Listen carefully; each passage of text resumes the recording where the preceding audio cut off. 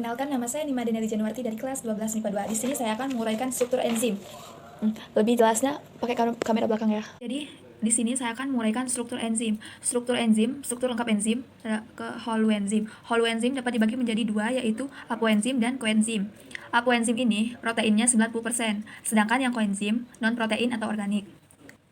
Dan koenzim ini dapat dibagi menjadi dua, yaitu kotaktor dan gugus prostetik. Kotaktor ini anorganik, sedangkan yang gugus prostetik ini adalah alosterik. Ini ini gambarnya. Yang ini apoenzimnya, yang ini koenzim, dan yang ini alosteriknya. Ini gambarnya. Ini yang spesifik khususnya ada satu enzim sama dengan satu substrat, lipase, lipid, protase, protein, amilase.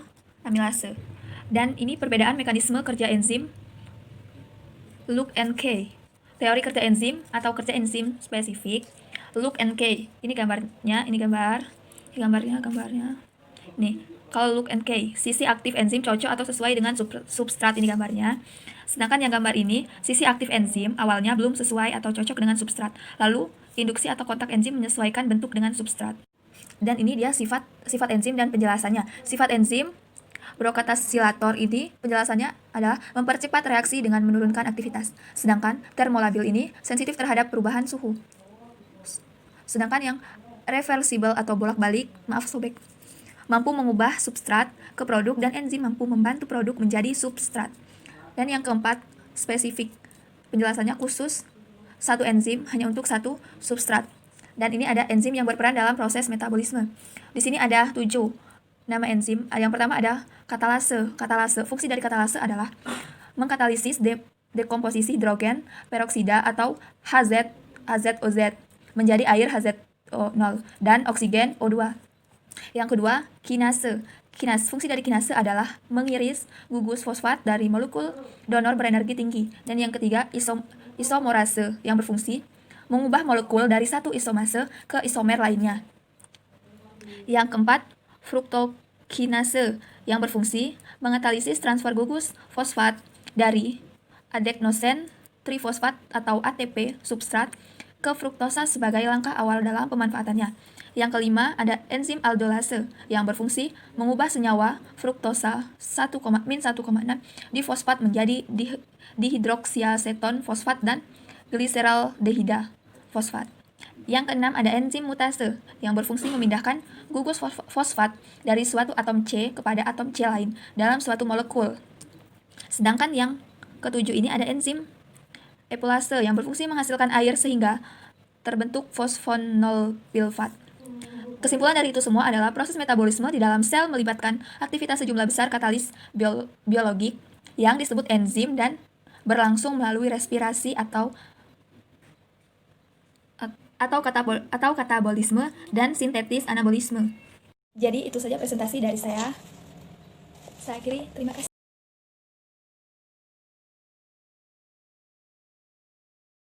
Perkenalkan, nama saya Putri Erlin dari kelas 12 IPA 2. Nah, selanjutnya di sini saya akan menjelaskan tentang katabolisme respirasi aerob. Nah, di sini ada tahapan respirasi aerob yang ada tempat reaksinya, ini prosesnya, dan hasil serta keterangan. Nah, tahapan respirasi aerob ini dibagi menjadi 4 tahapan. Yang pertama itu ada glikolisis, yang kedua ada dekarboksilasi oksidatif, yang ketiga ada siklus Krebs, yang keempat ada sistem transfer elektron. Nah, untuk tahapan yang pertama itu glikolisis. Tempat reaksinya itu terjadi di sitoplasma. Nah, ini adalah proses glikolisis. Maaf kalau bila nanti tidak jelas, nanti akan ditambah foto untuk prosesnya. Nah, di sini ini prosesnya, proses terbentuknya glikolisis. Nah, hasil dari glikolisis ini ada 2 ATP, 2 NADH, dan 2 asam pirufat. Di sini, oke, lanjut. Nah, yang kedua itu ada dekarboksilasi oksidatif. Nah, tempat reaksinya itu ada di matriks mitokondria. Nah, ini ada proses dekarboksilasi oksidatif. Nah, di sini ada 2 asam pirufat. Di sini ada 2 CO2, 2 NAD+, 2 NADH. Di sini ada koenzim min A, dan di sini ada hasilnya 2 asetil KO min A. Nah, untuk ini hasilnya adalah asetil KO min A, 2 karbon dioksida, dan 2 NADPH. Selanjutnya, untuk yang ketiga itu ada siklus Krebs yang terjadi di tempat yang sama di matriks mitokondria. Nah, ini adalah proses terjadinya siklus Krebs. Ini proses terjadinya siklus Krebs. Di sini dia menghasilkan 2 ATP, 4 CO2, 6 NADH, dan 2 FADH.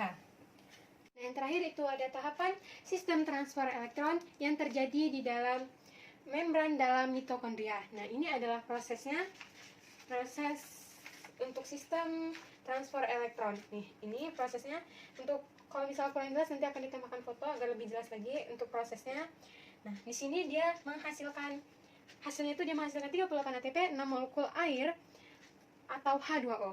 Nah, dari sistem katabolisme respirasi aerob ini, kesimpulan yang dapat saya ambil adalah respirasi aerob merupakan serangkaian reaksi enzimatis yang mengubah glukosa secara sempurna menjadi CO2, H2O, dan menghasilkan energi sebesar 38 ATP. Nah, dalam respirasi aerob pengubahan glukosa menjadi CO2 dan H2O dapat dibagi menjadi 4 tahapan. Nah, yang pertama itu tahapan glikolisis yang terjadi di dalam sitoplasma, yang kedua itu tahapan dekarboksilasi oksidatif yang terjadi di matriks mitokondria, dan yang ketiga itu ada siklus Krebs yang terjadi di matriks mitokondria sama seperti dekarboksilasi oksidatif, dan yang terakhir itu yang keempat ada sistem transfer elektron yang terjadi di membran dalam mitokondria.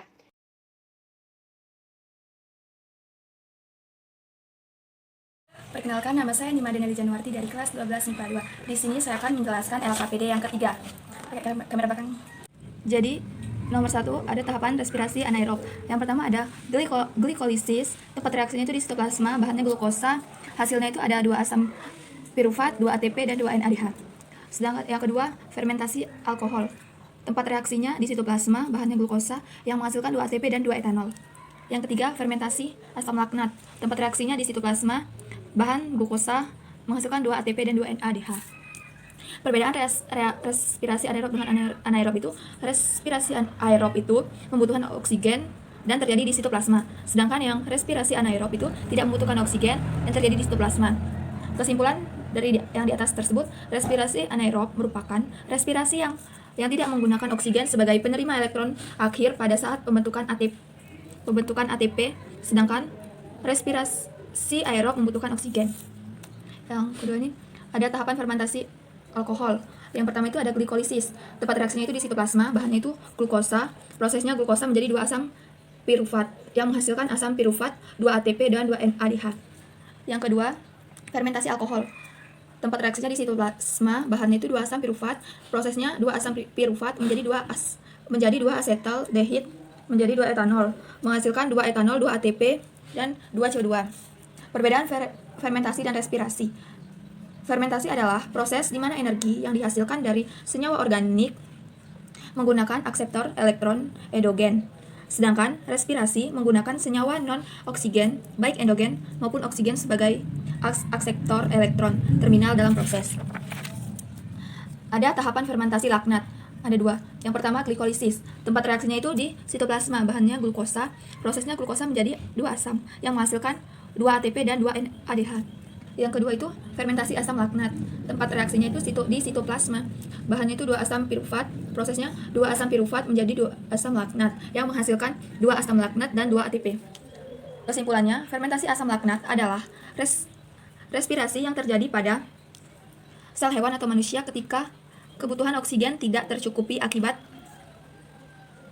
bekerja terlalu berat, sehingga di dalam sel otot asam laknat dapat menyebabkan gejala kram dan kelelahan.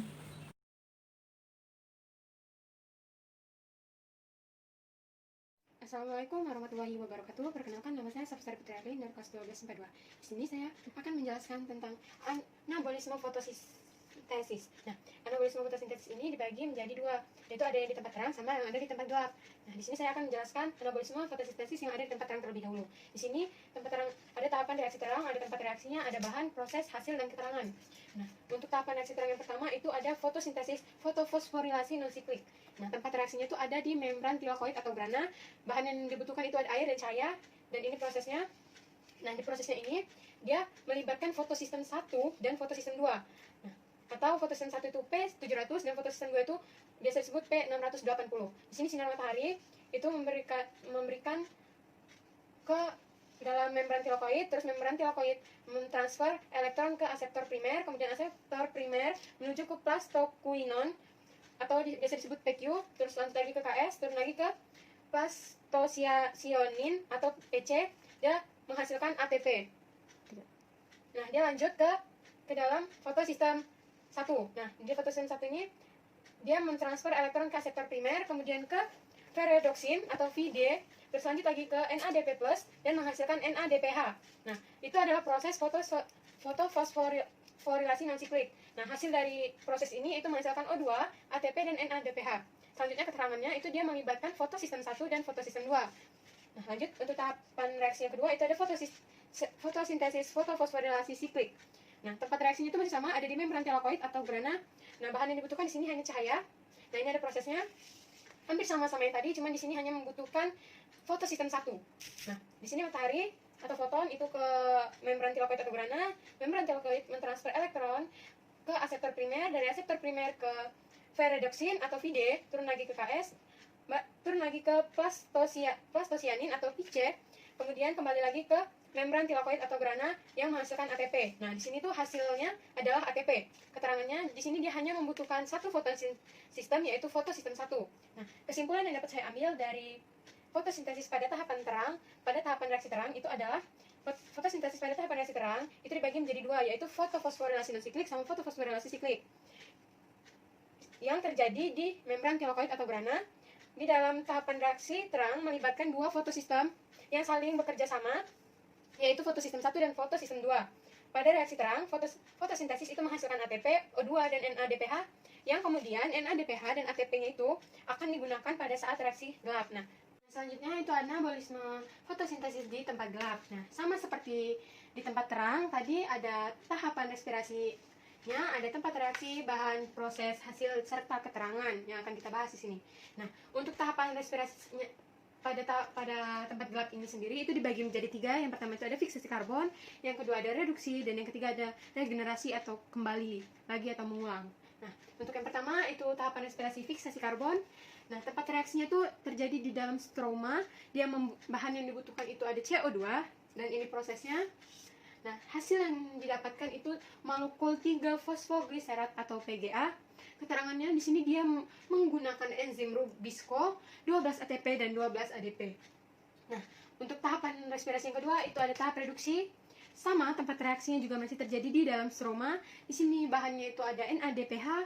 Prosesnya juga masih sama, masih terjadi di tempat yang sama. Nah, hasilnya di sini dia menghasilkan 2 molekul fosfogliseraldehid atau 1 molekul glukosa. Nah, keterangannya di sini dia membutuhkan 12 NADPH dan 12 NADP-. Nah, untuk tahapan respirasi yang terakhir atau regenerasi itu sama, tempat reaksinya masih terjadi di dalam stroma juga. Cuman bahan yang dibutuhkan adalah PGAL, prosesnya juga masih sama. Dan hasil yang dihasilkan itu adalah RUBP kembali. Dan keterangannya itu dia membutuhkan 6 ADP dan 6 ATP. Nah, untuk prosesnya ini akan saya jelaskan. Di sini ada 6 molekul CO2. Nah, 6 molekul ini memfiksasi 6 molekul dengan 6 atom karbon yang tidak stabil atau 6 molekul intermediate yang biasa disebut karena dia tidak stabil. Nah, molekul ini kemudian pecah menjadi 12 molekul 3 asam fosfogliserat. Nah, atau PGA. 12 molekul PGA ini mendapat 12 gugus fosfat dari 12 ATP. Di sini dia membutuhkan 12 ATP, mengakibatkan terbentuknya 12 molekul 1,3 bis bifosfogliserat. Nah, kemudian dia menerima ion H+ dari NADPH. Ini dia menerima ion H+ dari NADPH ini. Kemudian terreduksi lagi dia menjadi 12 molekul fosfogliseraldehid. Yang kemudian 12 molekul fosfogliseraldehid ini terpecah. Nah, di sini ada 2 molekul fosfogliseraldehid yang menghasilkan 1 molekul glukosa. Glukosa ini adalah hasil akhirnya. Terus 10-nya lagi itu naik ke atas, 10 molekul fosfogliseraldehid. Naik lagi, di sini ada 6 molekul ribulosa 5 fosfat. Nah, setelah menerima 6 gugus fosfat dari 6 ATP, ini dia membutuhkan 6 ATP. Di sini 6 ATP, dia membutuhkan 6 ATP. 10 molekul PGAL akan bergenerasi menjadi RuBP kembali. Nah, di sini dia akan menjadi RuBP kembali. Disinilah disebut dengan tahapan regenerasi atau mengulang kembali. Nah, jadi kesimpulan yang dapat saya ambil dari anabolisme fotosintesis pada tahapan gelap ini adalah reaksi gelap pada proses fotosintesis atau siklus Calvin itu adalah reaksi pembentukan glukosa melalui reaksi kimia yang mengubah CO2 dan beberapa komponennya menjadi gliseraldehid 3-fosfat.